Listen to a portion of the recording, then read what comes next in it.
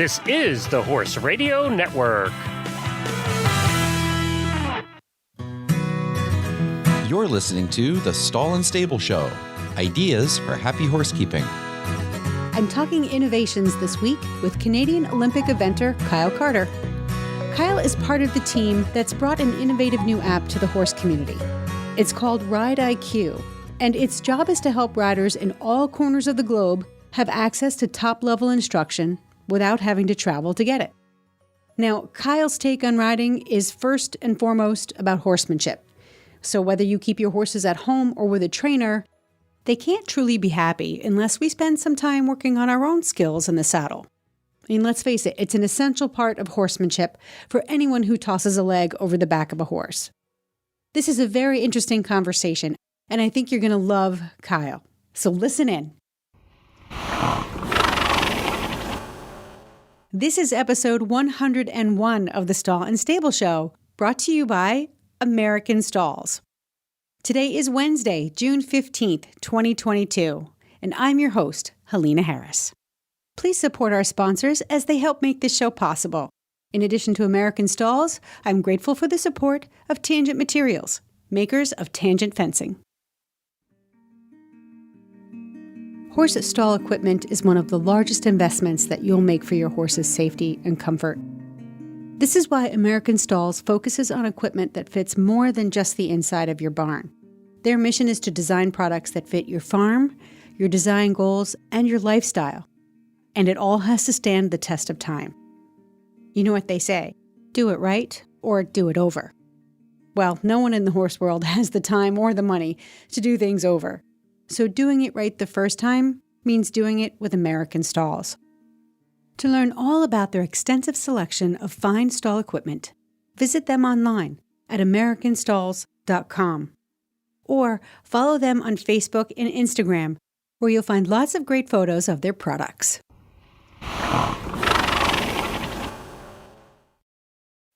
Welcome back, listeners. It's been a couple of weeks. I know. It's been crazy busy over here at Stall and Stable, and at the moment, I'm a one-woman show, and that just means I'm a bottleneck.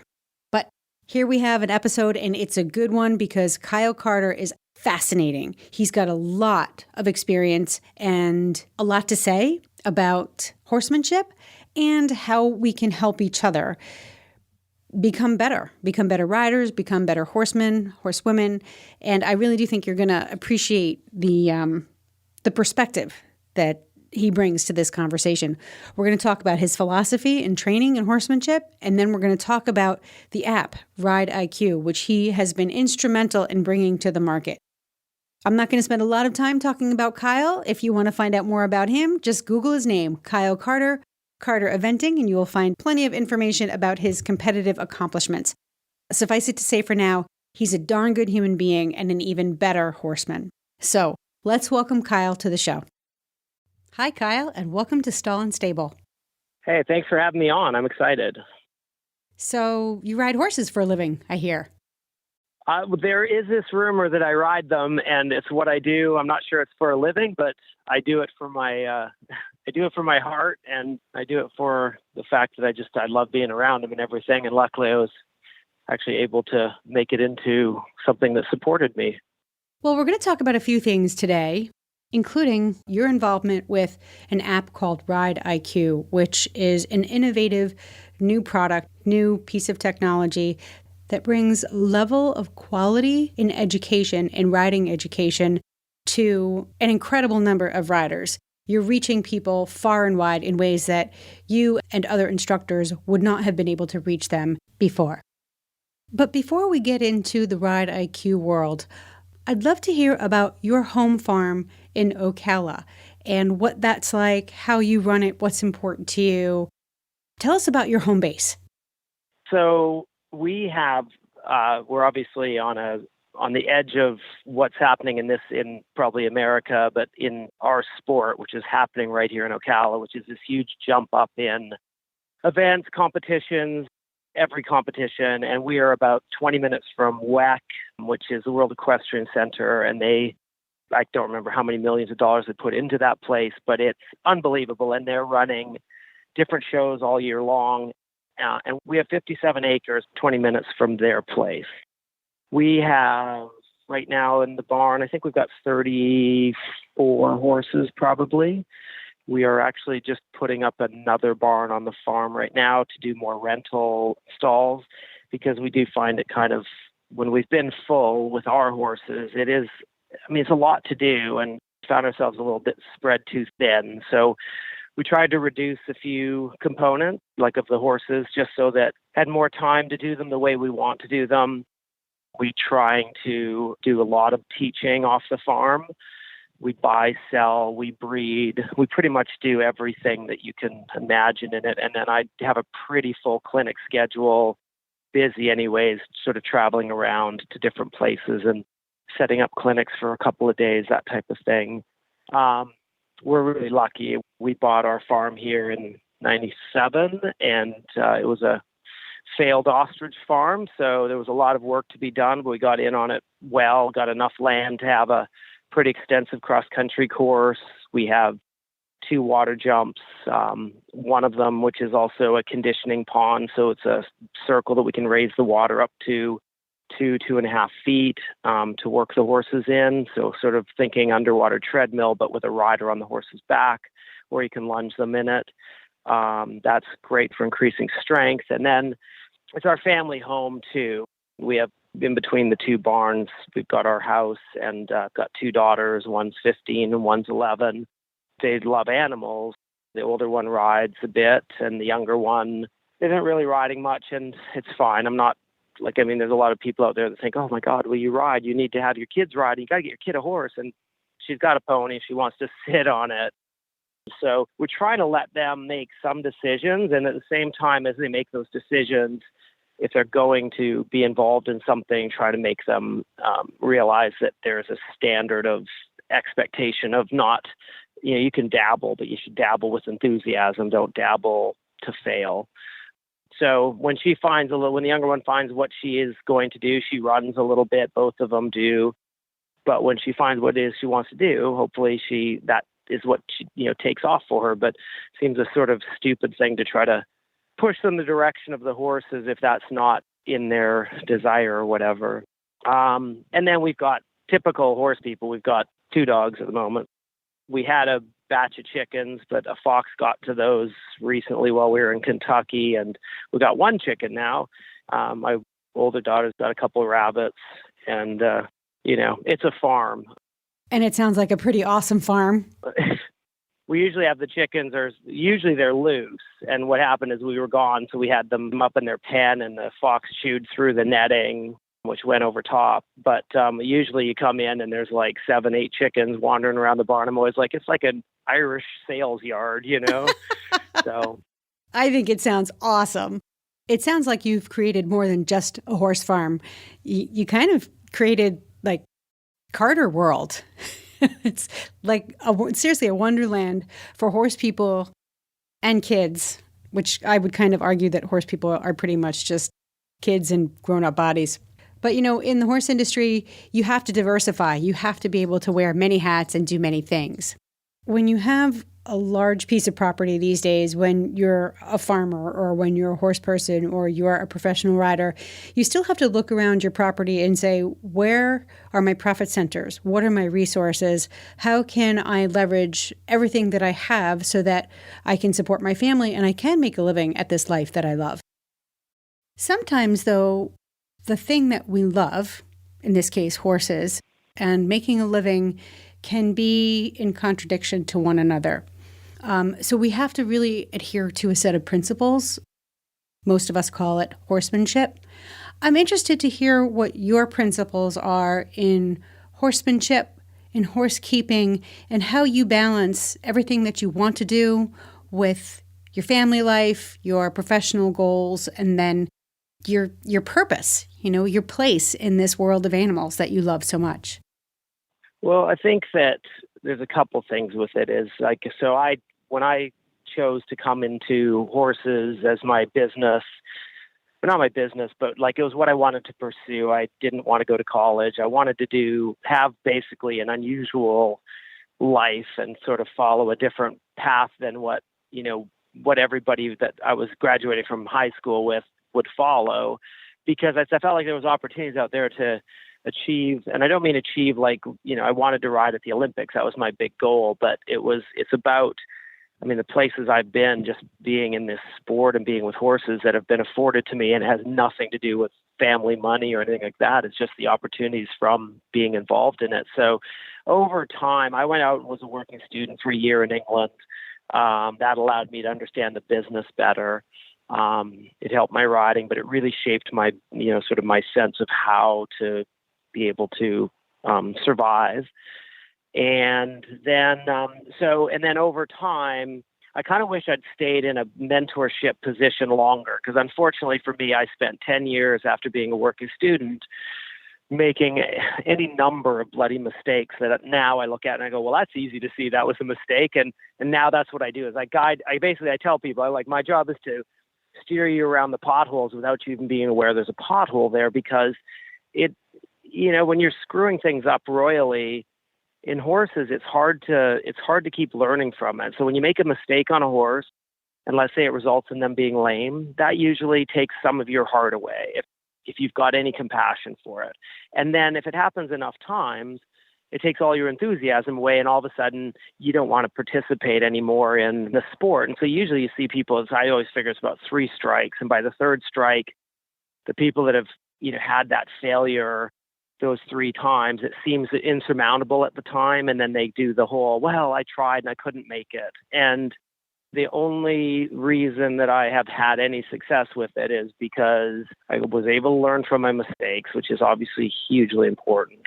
And I was able to make those mistakes probably 100 times rather than 3.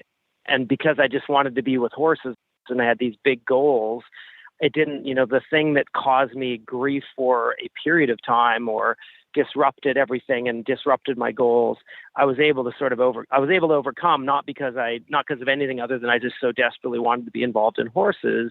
And I just kept at it. Whereas most people now, I really recognize that most people just quit. I always hear people say, well, this generation now, they all quit. They don't have any resilience. They're not tough enough. And all I think is all the people I rode with back, I was show jumping in the 80s when then I decided to start eventing more as my main thing. And all those people I rode with, there's like a handful of them that still ride. They all quit. So where were all those tough ones? And then in the 60s, the same thing happened. So, I think it's an easy thing to say, well, it's because of this generation. It's not because of this generation. It's because it's a hard existence. And the only thing I wish over here that it was a little bit more like England when, let's say you're not riding at the top level or your horse goes lame, or you realize this isn't going to be a top level thing for me. I can stick with it and still enjoy my riding, and I could ride for my life. I could have another job and still ride at Kentucky in the 5-star. I can do multiple things instead of this very compartmentalized mentality that people get over here that involves getting out of horses. It can be a leisurely experience. It can be a very centered experience, but all of it is revolved around one thing, and that's being able to spend time with these incredible animals. Yeah. And that's always been the priority for me. And then for my coaching and sort of philosophies, they've been developed over time because of my own personal experiences. And I always did love the horses. But I will say back when I was starting, every horse had to meet my goals. I had goals going to Kentucky, so I went to Kentucky multiple times, and on the wrong horse probably every time. But maybe 1 out of 5 times I took the right horse to Kentucky because I had these goals. I had to have the horse and train the horse to meet them, and over time that's changed a huge amount. Now I have horses that will be qualified, ready, and probably, could easily be going into those circles. And I just won't even put them forward because I just don't feel like, I think it's going to be just that step too far. Obviously we'll all make mistakes, and that it's hard to be in the barn looking at a horse, riding a horse, and not have a slightly skewed view on it. But so my big thing now, one of them is ask of the horse what it's capable of. And then longevity and soundness is huge for me. I always have been more proud of having a horse that I was able to have last a long time in competition, or students of the same thing. We've had multiple horses going advanced at 18 and 19 years old, and that always made me prouder and more satisfied than the wins along the way. The wins or placings along the way are hard to really remember, but I remember that time able to be spent with those horses. And so huge priority to me. And it's not always successful because they are athletes. It's like I've got one young horse, well, he's not young now, he's 9, who did an injury behind.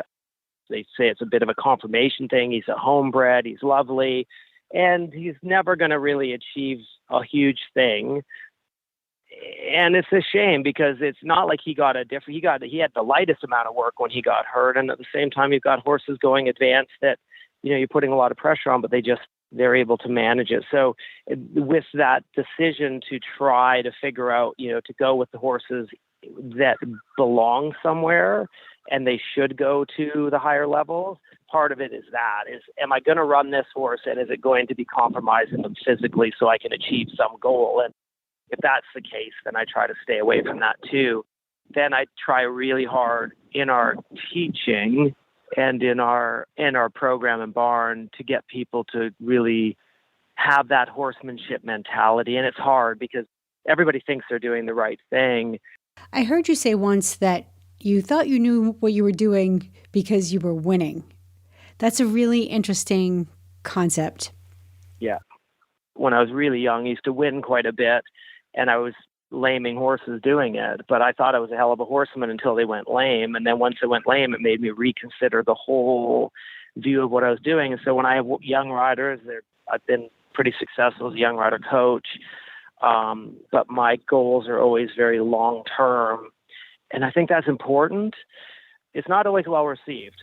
Oh, don't I know that?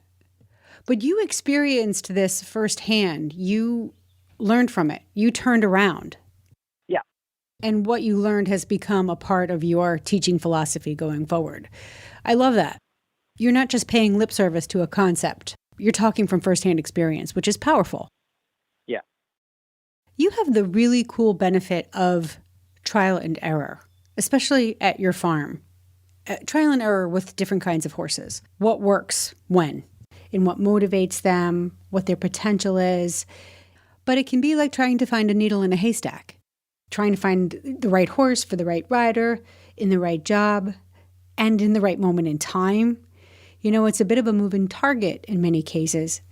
But you've created a place at your farm where trial and error can be carried out with less risk. Yeah. Meaning you have the tools and resources to teach all kinds of horses and all levels of riders in one spot, essentially streamlining that learning process so it's more efficient and perhaps less frustrating to both horses and people.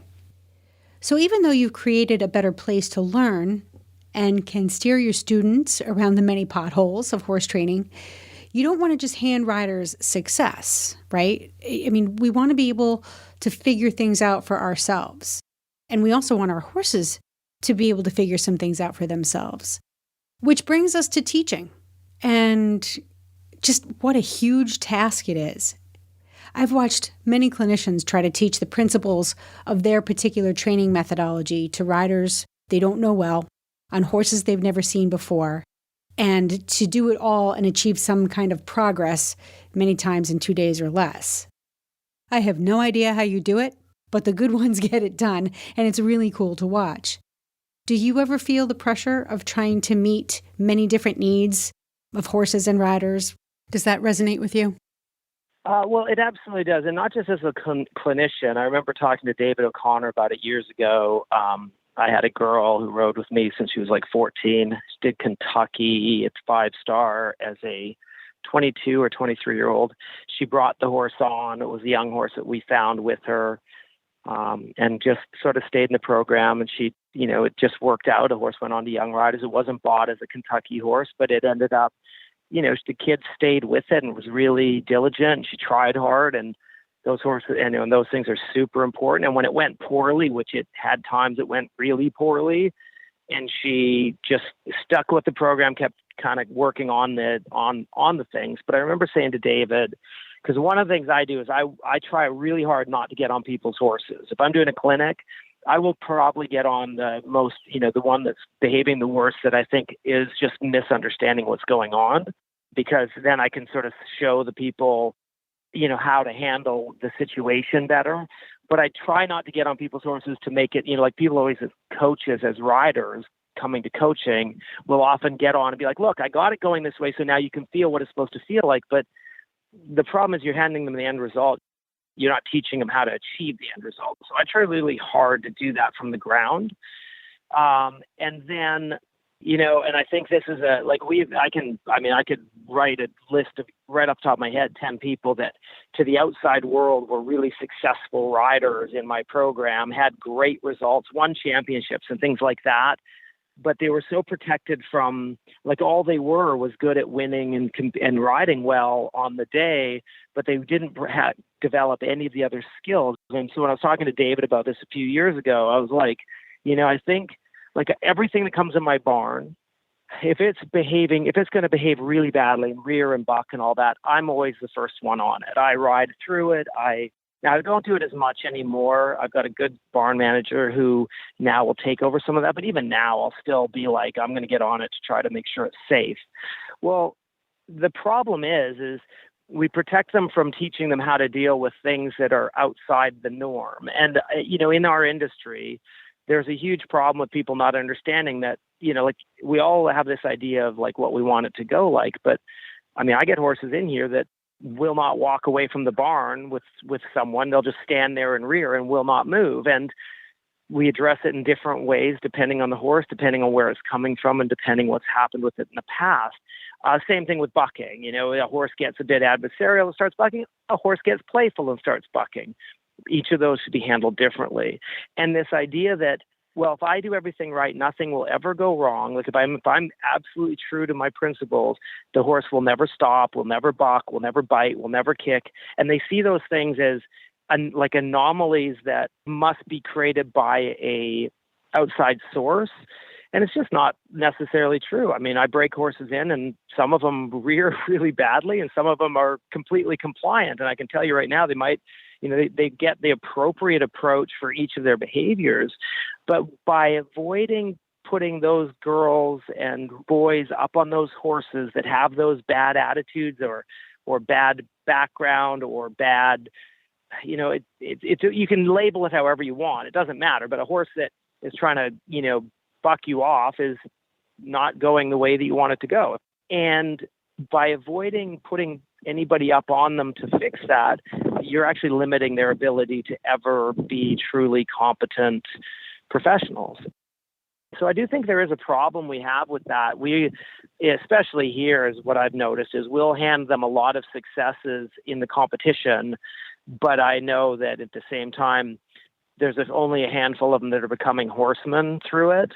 But honestly, their parents aren't paying for their kids to become horsemen. Their parents are paying for us to manage everything and their kid to ride better and look like horsemen. And then they can put on Facebook and social media how incredible it was. And, I love him so much and all that. But meanwhile, you watch them and, they don't love the horse. They love the ego and the ribbons. And I can understand that, but it doesn't work for me. It just doesn't work for me. I really do like the horses, and I want to be able to work all of them.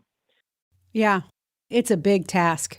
You have to be kindergarten teacher, fitness trainer, Olympic coach, parent, doctor, riding instructor, and you're so spot on about the end result. Yeah. Sort of the part I see as a big fail is the people, there's people, and I've taught them, they come along and they think they have to go advance, or their parents, that's what they've sold as the idea of what they're doing. And who gives a shit? Just ride your horse, enjoy your horse. And if your horse is happy, and if it's a 5-star type horse and you decide you're only going to ride it preliminary, oh well, horse doesn't care. He's not on social media going, oh my God, look what all my buddies are doing. I could do that. He doesn't care. He wants to spend time with you, hopefully. And if he doesn't want to spend time with you, maybe you should address that, Yeah. But, and I don't shy away from difficult situations and horses and so on. to me, there's multiple ways that you go through those things.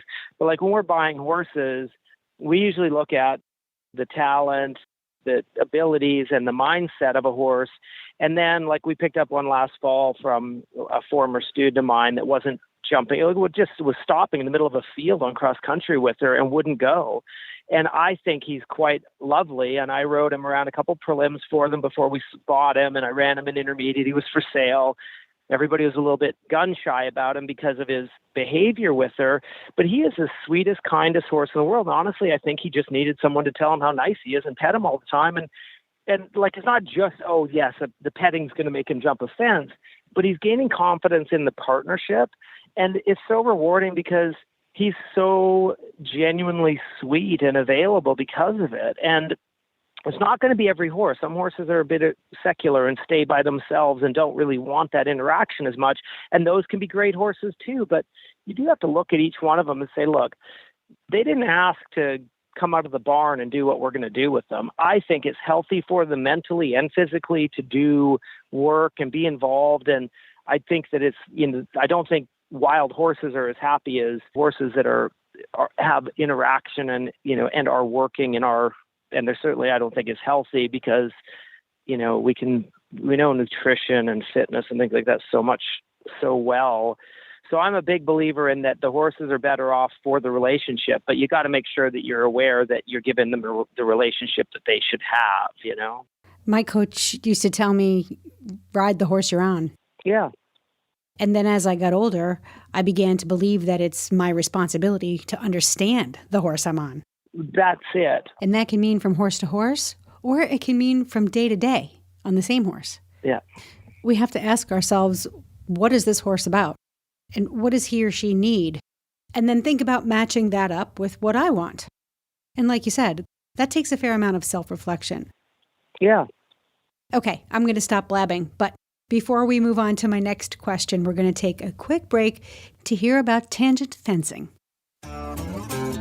If you're tired of rotting broken fences, it's time to talk to Tangent. If you want perimeter fencing that's safe and durable with a classic style, it's time to talk to Tangent. If you want to spend more time with your horses and less time worrying about your farm, it's time to talk to Tangent Materials, makers of premium HDPE lumber that looks just like wood, but without the worry. To learn more, go to stallandstable.com/fencing. Now let's talk about your involvement with RideIQ. On the surface, it seems like just another app. But if you really think about it, it's an incredible opportunity for professionals like you to literally get in the ears of thousands of riders who could really benefit from what you have to share. Tell us about RideIQ and why you think it's something worthy of your time. Jess and Kinsey Lux used to ride with us back in the 2006 to 2009, I think, maybe a little longer than that. And they're our co-partners in this. And then they went off into what we call the real world. And both were extremely successful doing two different things. One very involved in finance, the other in tech. They came back to us last fall and were talking to us about a horse sales app that they wanted some input on and information, like they were going to build one. They wanted to work together. So we talked to them about that. I told them what my advice was on it. It's not the sort of thing that interests me. I mean, I do sell horses, but I'm not looking for just work that anybody can do. And they came back, a year and a half ago, let's say, and they came with this idea of coaching because they grew up in Minnesota and they had to move to Florida to ride with us. And not everybody has that opportunity. So they were trying to create a coaching app that gave people in remote areas better access to coaching. And they wanted it took a lot to figure out. It's never been done before. This isn't we have the same thing that, you name any regular video coaching app. It's totally unique. It's all audio. There is video supplementation to it. I'm not saying there isn't, but the main glut of it is audio lessons. So you get on You pick whatever lesson you're going to ride, whether it's the warm-up, skill work, or both, and a cool down or whatever, from any one of our coaches. And all of our coaches are really well vetted for being producers and understanding the profession and the integrity we're looking for in the horses. So we've got medalists. We've got a bronze medalist in dressage on there. We've got Leslie Law, who's a gold medalist in our sport. We've got, you name it. We've got a high-level people in this app. And then the content is really important to us. And so what happens is it's basically to try to fill in.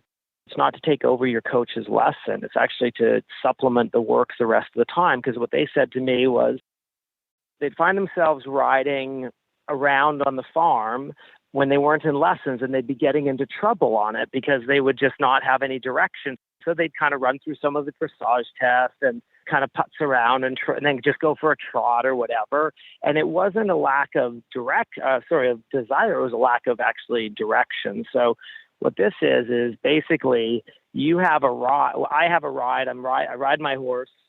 I record everything I'm doing. I've got position cues in there, the stuff that we always forget about if we're riding on our own. And then you just download it and you take your horse out and you follow the whole sequence of things that we're doing with our horses. And it's been incredible, the improvement that we've seen in the horse's way of going and the rider's way of going, because they're now riding with direction instead of mindlessly just sort of conditioning the horse. So when they brought it to me, I was super excited about the concept because I love the idea of educating to help people stay away, trying to steer them around those potholes that I was describing earlier, trying to stop people from going out to ride their horse and just pounding away on the horse with no purpose, which is going to numb it to aids instead of improve its responsiveness and things like that. Plus, we've got conditioning on there. We've got office hours, which once a week we have a good professional come on, and it could be a farrier, a vet. We had a Chris Bernard, who's a show jump course designer, on this week, and you can ask him, if you're a member, any questions you have. So there's a bunch of different aspects to it, but the riding aspect is really interesting and cool because what it does, and it was funny earlier you said something about, the emotional, someone in an emotional state, maybe not doing what they're supposed to be doing, I think. And it helps really get rid of that. So you get on, you're a little nervous, but instead of you being nervous about and getting to think on it, you actually are being directed. And it allows you to ride your horse at its best. And it really does create a bubble between you and your horse. There's no disruption between the two of you, and your conversation, although guided, just helps improve that relationship with the horse. And it's just incredibly cool how it's worked and how it's been going. So, our members are our best advertisement because they absolutely love it. Well, as a DIY backyard horse trainer, I find myself not intentionally training two young off-track thoroughbreds by myself.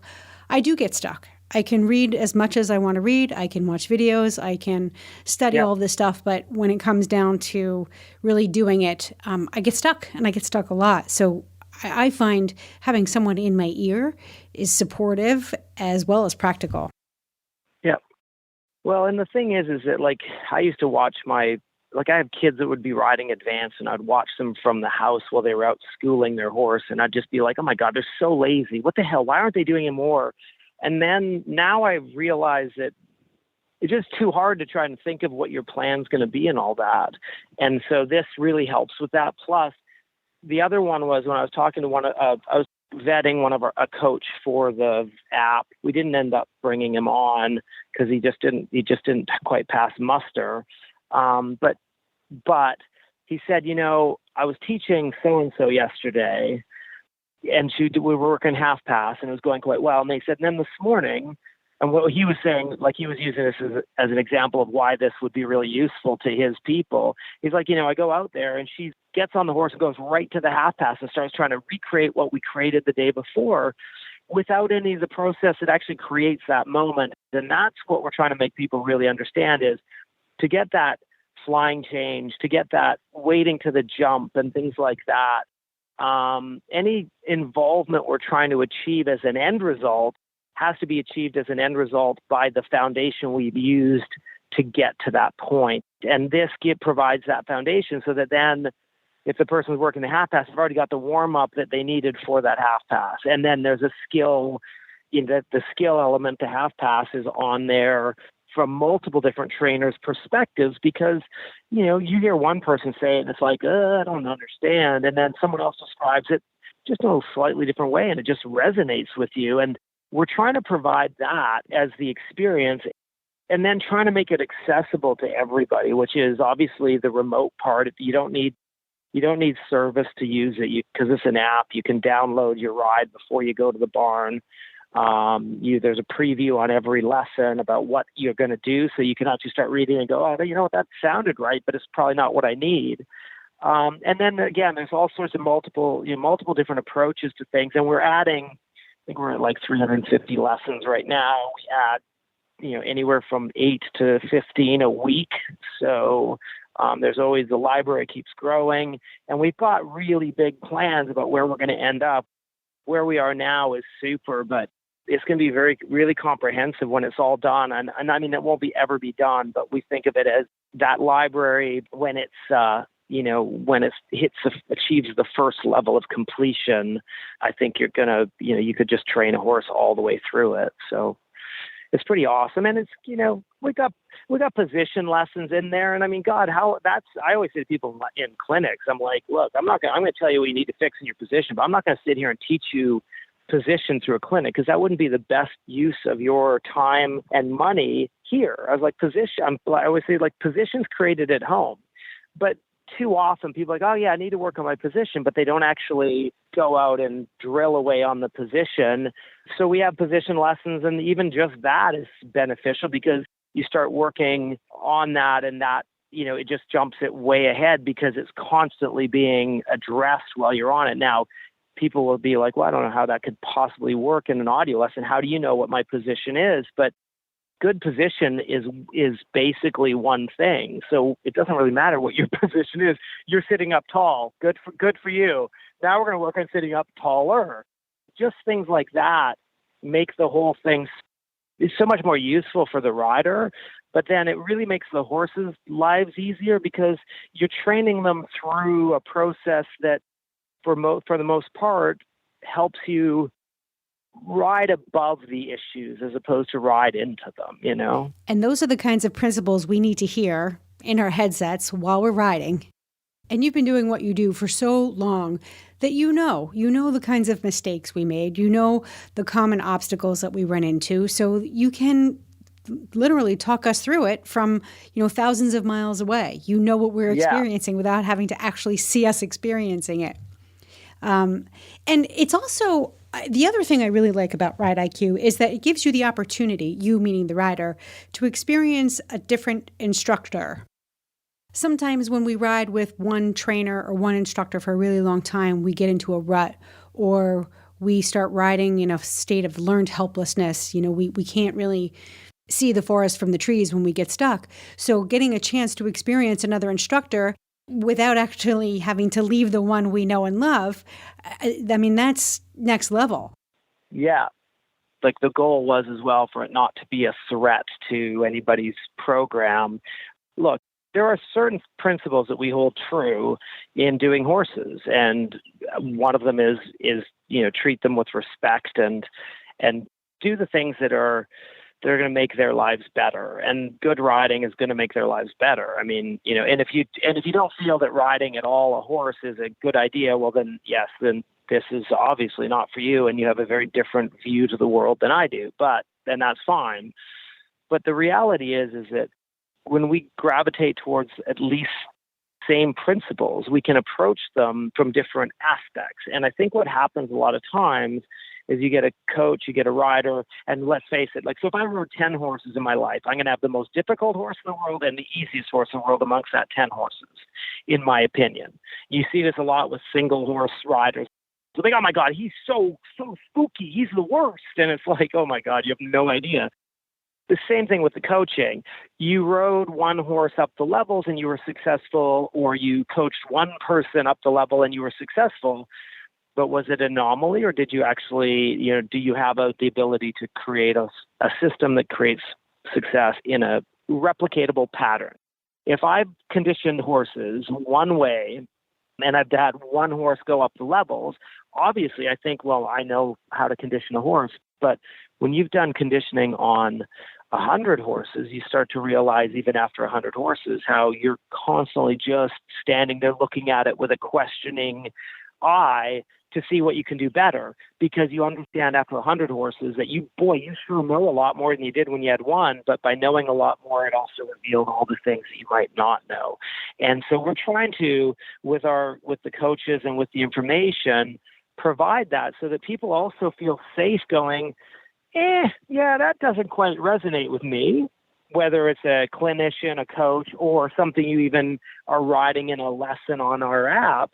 But it's okay, because it doesn't mean that it's all, there's still maybe 10 things there that are useful to you. And so you have to be able to, if you're educated enough, you can pick and choose intelligently. But if you buy into this, like, my coach is the best because, we go out and hang out and have coffee and they're so awesome, they're so nice and all that. But your education has to be complete. And that means more than just your favorite person is who you're riding with, but that you remove all of that and you actually have this knowledge that's coming to you and this sequence of riding that's happening that's making you successful. And that's really what happens with this, is it puts you and your horse in a bubble, sort of like Peloton for horses is what we say. So it puts you in a bubble and you and your horse go and ride in that bubble. And hopefully it makes you guys' relationship secure and non-distractible, and I find when I record with it or when I use it, because I do use it as well. And that's, I guess, the other thing is,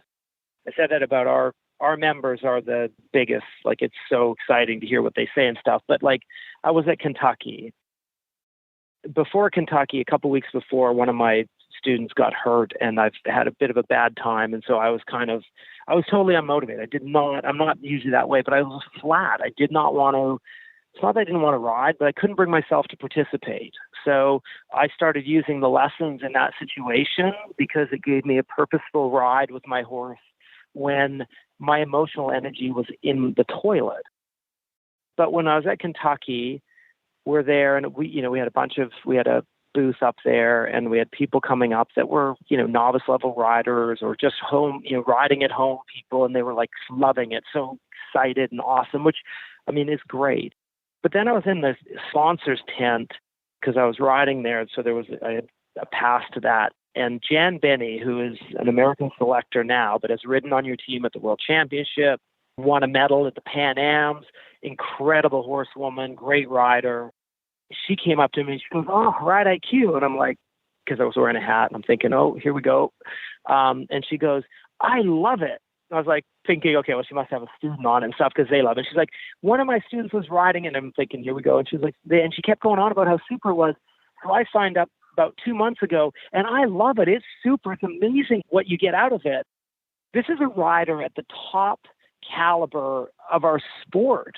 And I tell you, I've known Jan forever. She does not need any motivating or anything like that. And she's finding a value in it at the same time that someone that is never going to go to a competition is finding a value in it. And there's not many things that can be that relatable and interchangeable. And the reason I think it is because it all revolves around one thing, and that's doing the right thing with the horse. And I don't think it matters if you're competing at the top level or the lowest level. When you start coming to it from that aspect, the success has nothing to do with, it's not like, oh, well, because of us, you're going to win this event.